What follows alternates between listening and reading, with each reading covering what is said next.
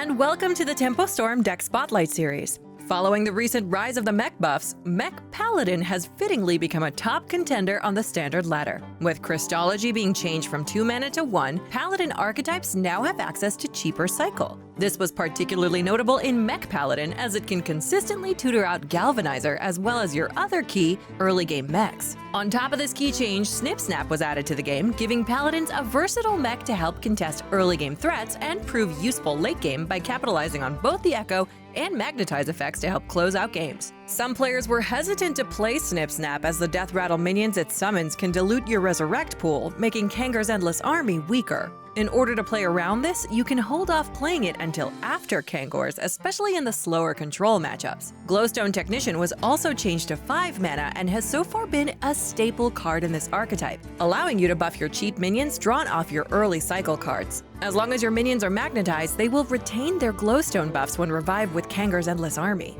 This deck can sometimes run out of steam, but it uses cards including Prismatic Lens and a copy of Call to Adventure to help dig for answers. In a similar fashion to Mech Hunter, Mech Paladin is a tempo list that relies on mech synergies to help create minions that become incredibly difficult for your opponents to deal with. Although this archetype can feel fairly straightforward to play, it still requires a knowledgeable understanding of your deck and its matchups. Before we take a look at the deck's game plan, be sure to subscribe to the channel to keep up with the rest of our Hearthstone content. Now, let's begin. Generally with Mech Paladin, you want to be hard mulliganing for Crystology on turn 1. This is your powerhouse tool and allows you to set up your curve. Depending on how your hand looks, don't be afraid to be patient and hold back your Galvanizers to ensure you can combine them with your other magnetic mechs. For the most part, it isn't a good idea to play a Galvanizer without at least one mech combined, as having it die without anything else dilutes your mech pool down the line with Kangar's Endless Army. At the very least, you want to land a Glowtron or Bronze Gatekeeper on it early,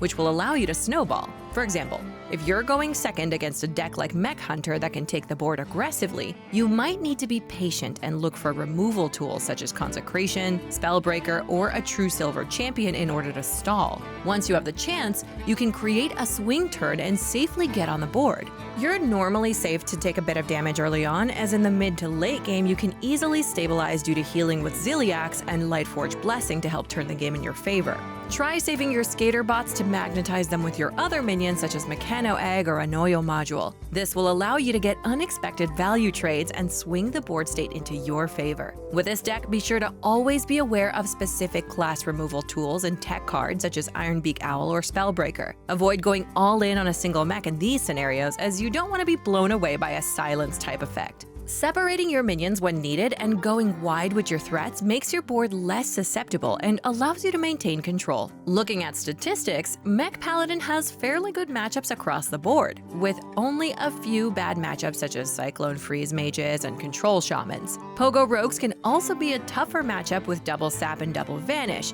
although with the proper techs, these matchups are a lot easier to deal with. For example, against Conjurer's Mage archetypes, consider adding in answers such as Shrink Ray or Equality coupled with Wild Pyromancer in order to clear their board more easily. Against slower decks such as Shamans and Control Warriors, you can add in a more top-heavy package by running Mechanical Whelps, Faceless Manipulator, and Da Undertaker, as well as Geppetto Joybuzz or Countess Ashmore for extra cycle. Some lists include an Arcane Dynamo for a chance of finding a second Kangar's Endless Army. There are only 8 spells that cost 5 or more for Paladins, which gives you roughly a 40% chance to discover another copy. Against aggressive decks, look to play taunts early, as they struggle to deal with them unless they have Tecton Silences. If you find yourself struggling against token-based aggro decks such as Murloc Shaman, Token Druid, or Zulok, you can tech in Wild Pyromancers or Consecrations to help deal with the wide board states. You can also add in Paragon of Light, as it has good synergy with Glowstone Technician and gives you a decent body with Lifesteal to help stall the game. Mech Paladin is a strong archetype that's been shaking up the ladder. Its win rate is high against many ladder decks and is very flexible, allowing it to be played in most metas. As the meta is refined, it'll be interesting to see where the deck ends up on our tier list. Which decks have you been playing in the new meta? Let us know in the comment section below, and also be sure to tell us what other decks you'd like to see featured in the Deck Spotlight series. Make sure to subscribe to the channel in order to keep up with the rest of our Hearthstone video content. Thanks for watching, and see you next time.